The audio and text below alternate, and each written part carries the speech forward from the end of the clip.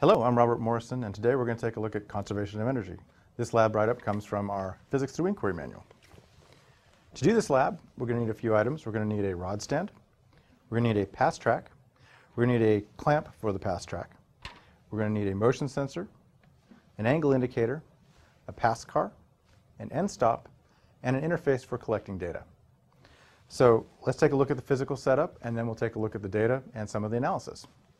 I'm going to connect my pass track to my rod stand using the clamp. It fits right in the rail here on the side, slides into place, and then locks down using the nut. I'm going to place that on the rod stand here and give it a pretty good angle and set it into position.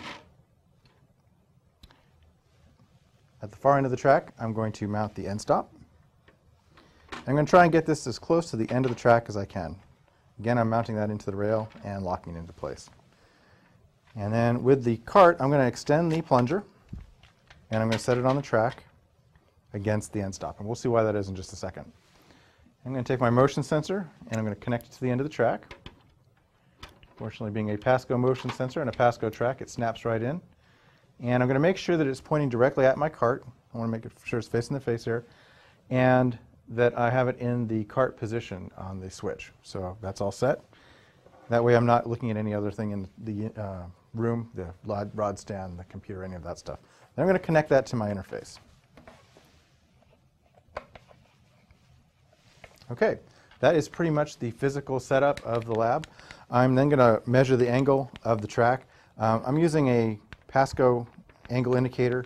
This is really useful when you're doing it with the track. If I wanted to, I could mount it to the track. If I was looking at multiple angles, that lets me measure the angle from the same point each time. But since I'm just going to be looking at this angle once, I'm going to go ahead and set it on the track, take a look at that angle, and record that for later. Okay, I'm pretty much ready to start collecting data. I'm going to collect the first run with the cart in position. I want to do that because I want to look at the initial position of the cart just as it's leaving the end stop here. So I'm going to collect that first run. That ticking indicates that the motion sensor is functioning. So I'm getting that initial distance to the cart. And I'm going to take about 10-15 seconds of data, and then I'm going to go ahead and stop. So now I have my initial position. Now I'm going to go ahead and take my cart, and I'm going to press the plunger into place, make sure it's locked, and set it once again in front of the end stop. And we're good to go. I like to use an object to launch the cart. This gives us a little crisper launch each time. I'm just using a mounting bracket for the track here. Ruler works really well too. So I'm going to go ahead and start collecting data.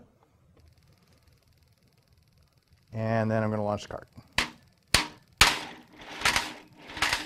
I'm going to let that bounce a couple times because one of the things we're going to discuss is loss of energy as one of the factors that affects the accuracy of the lab. So I'm going to go ahead and hit the stop button. And we're going to go ahead and do some analysis. And that's all there is to the data collection. Okay. On the analysis side, I'm looking at a graph of position versus time.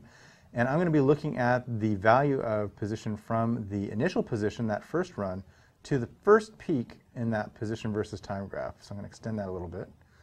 You also notice that we've been collecting data at 20 samples per second. The default for the sensor is 10 samples a second, so we did adjust that earlier. Now I'm going to be looking at the difference from the initial position to the final position. So let's go ahead and look at the select tool. And I'm going to select above that point and below that point so I can get a range of data, and I can adjust that until I just the points that I'm interested in. And once I have those points in the selection, I'm going to go ahead and hit OK. And so what I'm looking at is the final and initial position because I want to look at the difference. To do that, I'm going to use one of the tools I have here, the coordinate tool. And I'm going to look at the difference between the initial and the final. So I'm interested in the y difference here, so dy, and that is 0.23 meters. Excellent. And so that's going to be the distance that the cart traveled up the track. That's going to help me calculate that final height so I can find the potential energy, the maximum potential energy of the system. And I'm going to look at a second graph, which is the velocity of the cart on the track. And that was recorded right alongside the position. And I'm going to be looking at the initial velocity. That's the velocity just as the cart was leaving the track. So that's the maximum velocity down here. So I just need the value for that point. So I'm going to once again bring up a palette. I'm going to use the selection tool. I'm going to highlight the point that I'm interested in. And I'm going to say OK. And I'm just going to get the coordinates for that point. So the y value there is the maximum velocity of the cart. OK. So now that we have it, we need to calculate the maximum kinetic energy at the bottom of the track and the maximum potential energy at the top of the arc. And we can compare those two things and find out if energy has indeed been conserved. To calculate the maximum potential energy, we're going to define the difference in height. We're going to use the distance that we found earlier and the angle of the track to calculate the height, and then from the height, we'll calculate the gravitational potential energy. Now we want to compare that to the maximum kinetic energy, which we found at the bottom of the track. We're going to use the velocity we found earlier to make that calculation. We compare the two and find that, in fact, energy was conserved. We hope you find this lab useful, and we'd love to hear your feedback. Thank you.